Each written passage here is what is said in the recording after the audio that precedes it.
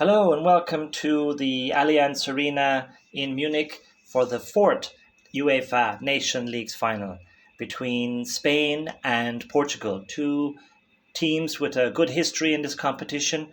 Portugal winning the inaugural competition in 2019 and Spain, for which this is their third consecutive final. They lost one and they won one last year, beating Croatia on penalties. In this game, between two rivals from the Iberian Peninsula, for Portugal, pressure on their manager Martinez. He's had his critics, and some say his job is on the line tonight, though I think he did earn credit with the Portuguese fans with his substitutions in the semi-finals that led to the victory over Germany. It will also be interesting to see if Vitinha will get as much freedom in midfield as he did for his club side PSG against Inter in the Champions League final just a few weeks ago. Some tough challenges at the start of the game from Spain, with first Ronaldo and then Conceição left on the turf. Spain are starting with a four at the back and Zubimendi in the defensive midfield role, while Portugal are adopting more of a back three. Both teams are pressing high and fast, so any mistake is going to be costly. On 4 minutes, João Neves has the first chance of the game for Portugal, and it's from a short corner, with Fernandes whipping a lovely ball to the back post. Bernardo Silva chests it down to Neves, and from 12 yards out to the right of the goal, he hits the ball into the ground, but fortunately for Spain, it bounces left of the goal. It was a good chance for Portugal, though Ruiz for Spain may claim he was fouled by Silva in the lead up to the shot.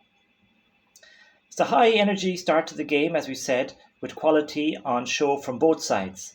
Spain shows signs of threatening, especially down the left side, with good link-up play initially between Ruiz and Cucurella.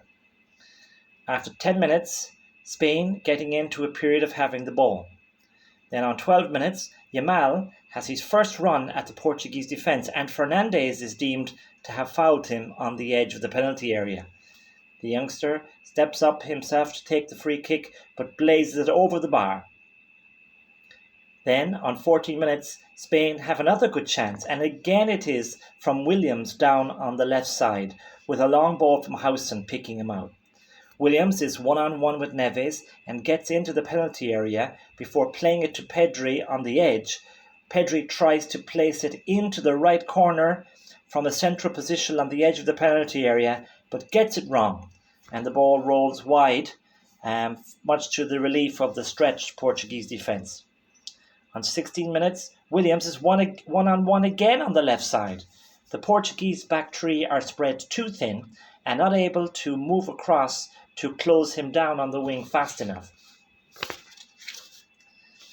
And on this occasion, Williams gets into the penalty area, shifts the ball onto his right foot and curls in a wicked shot which just misses the angle of the bar and post. Portugal are going to have to find a solution to this problem quickly. So far, also for them, Vitinha has not been able to get on the ball, and that would be a concern for Martinez. Then, on 20 minutes, Spain have the lead, a deserved one for them, and it's from Zubimendi. It starts with Oyarzabal flicking the ball on very cleverly, first time, to Zubimendi, near the halfway line, who's able to break the Portuguese press. He advances towards the penalty area and plays the ball on the right side to Yamal, outside the penalty area. Yamal looks up and plays a clever chipped ball in a dangerous area in between the retreating Ruben Dias and the advancing goalkeeper Costa. Diaz gets there first, but only serves in taking the ball away from Costa and into the path of Zubimendi, who's able to find the net from inside the 6-yard box. So Spain have the lead, 1-0 to the Spaniards.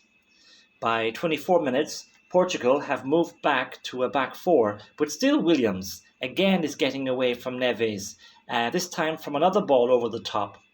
But this time Ruben Dias is alert to the danger and does brilliantly to not only stop Williams from getting a shot off, but also wins a goal kick off the Bilbao player. Then, shortly after that, Portugal's rather slow start is all but forgotten, as Nuno Mendes scores a wonderful equaliser coming in from the left wing. It begins with Vitinha significantly getting on the ball in his own half, and then again receives it again in the Spanish half. The ball is worked to Ronaldo on the left side of the penalty area, who has Neto in support by the touchline. Meanwhile, Mendes nearly walks forward, strides forward from the right back position into a huge space on the edge of the penalty area on the left side. He takes the ball, drops his shoulder, taking him past the helpless Mingueza, and fires a powerful, low, left-footed drive past Simon before he can even get a hand down to stop it. Wonderful finish by the PSG man. I think, in fact, it was Pedri who was the one who allowed Mendes to run off him. There is a VAR check for offside on Ronaldo in the build-up, but the goal is given. Once again, the game is finally balanced. The question is now, would Portugal grow into the game, or would Spain continue to dominate? And we receive an answer within a minute. Portugal lose the ball just outside their penalty area when trying to play out from the back. It comes to Yamal, and he dinks in an identical pass to the one that led to Spain's first goal. This time, again, it's right between the advancing Costa in the Portuguese goal and also Williams, who's trying to get on the end of it. Williams gets there first, but is distracted enough by the goalkeeper that he can't get his effort on target, and the ball rolls about 5 feet wide of the post in the end. But obviously a ploy there by Yamal. You actually have to feel sorry for João Neves having to play a defensive position, with him being more naturally a midfielder.